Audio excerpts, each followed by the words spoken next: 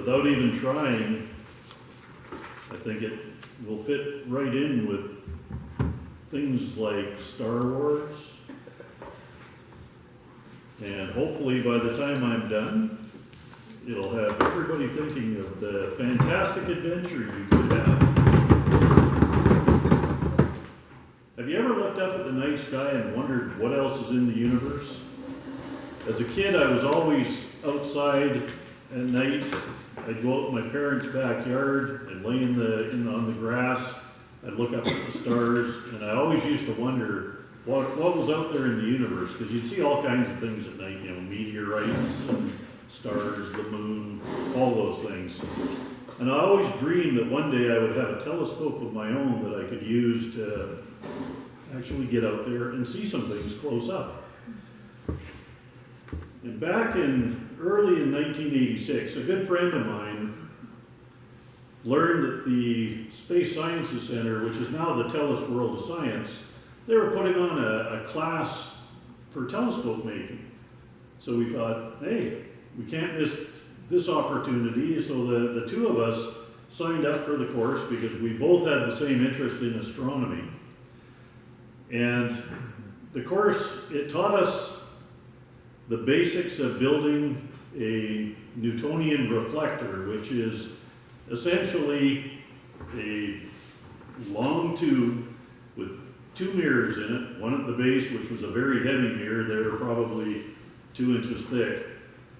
It was ground into a concave shape, and it was through an optician that we found out in Sherwood Park.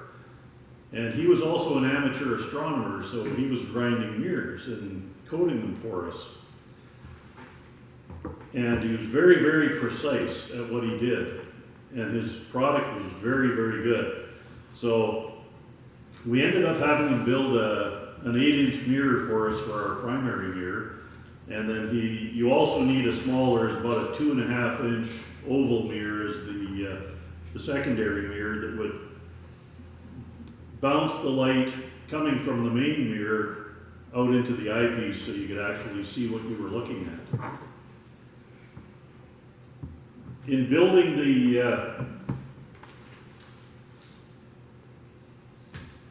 telescope, we decided we would use plastic pipe. So we got a length of plastic pipe.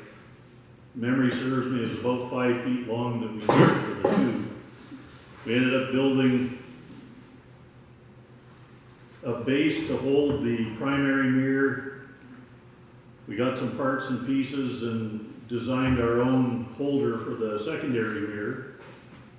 And to the tube we attached a focuser for the eyepiece, and at the end of the day we had to buy a small spotting scope that we could mount to the tube that had a large field of view so we could actually find something in the sky, because the large telescope had such a narrow field of view that when you were looking through it, you would only see, if you were looking at the moon, that's all you're gonna see.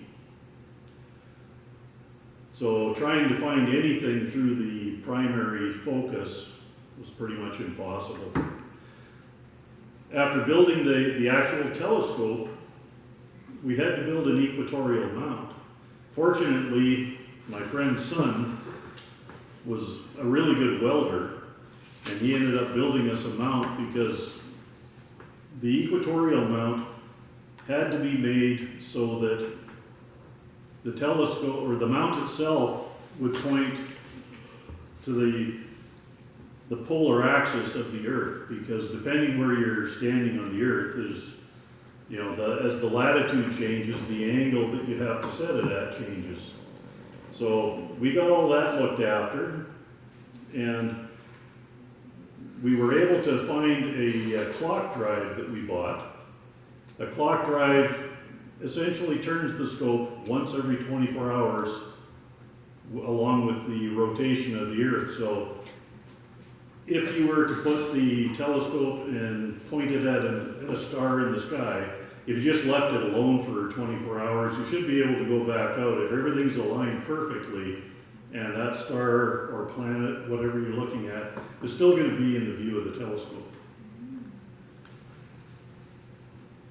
So once we finished it, it was finally time to try the scope.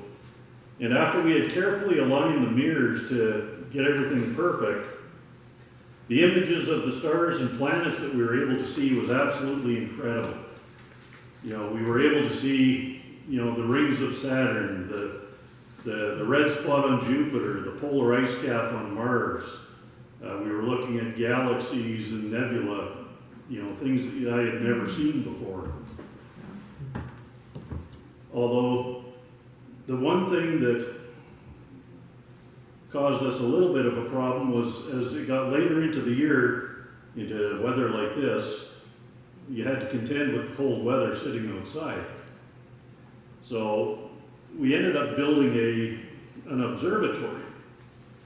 We did that the following spring after we built the telescope. But in the meantime, Halley's Comet was in view for us for about 3 months. And that was absolutely fantastic, watching Halley's Comet come along, get closer to the sun, and its tail grow longer and longer as it got closer to the sun. And as it passed and left, it got shorter and shorter, and the comet got smaller and smaller. And it won't be back now until 2062, so I don't think I'll see it again. So we got the observatory built the following spring. We ended up building it out on his acreage where he had good dark skies out there. Unfortunately, where we built it was on the far side of a couple of ponds that he had out there. There was a small causeway in between that you had to walk out to get to the other side of the ponds to use the observatory. He had geese out there that would attack you every time you walked out there. So his wife, she gave us a couple of buckets, the big 5-gallon plastic buckets, said, this is, do what I do. When you walk out there, when they attack you, you just hit them in the head with a bucket. You won't hurt them and they'll leave you alone. She was absolutely right.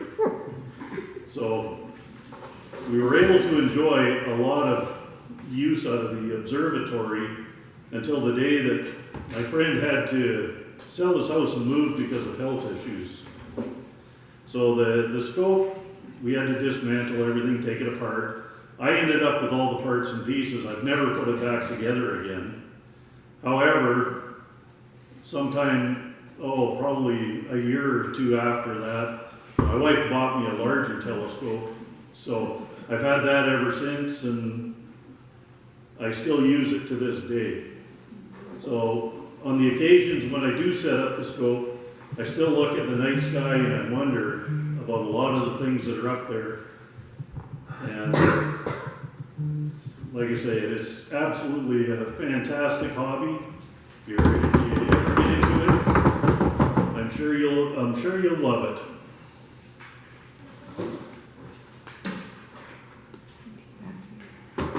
Thank you.